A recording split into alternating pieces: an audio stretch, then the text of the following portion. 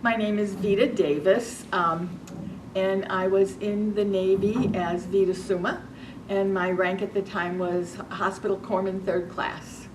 Well, right after boot camp, you were assigned a school, and you could ask for 3 separate choices. You know, what are your top 3 choices of what you'd like to be trained at, and then you got your bottom 3 probably. You got one that the Navy felt they needed you for. Right after Bainbridge, Maryland, I went and spent several weeks, I think it was like 4 months or something, at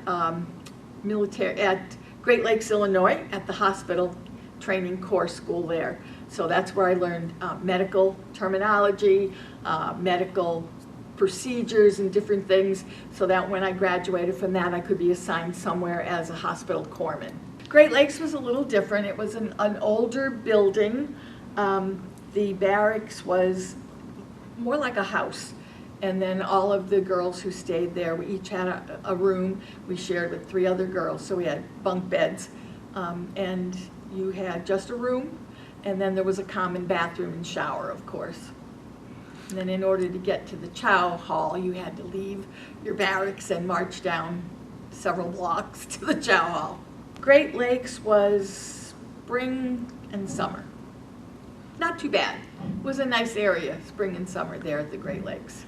Well, at Great Lakes, it was, you were learning a lot of medical information because we were training to be medical corpsmen.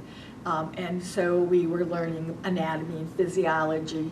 We were learning medications, how to give injections, how to bandage wounds. We did a lot of triage.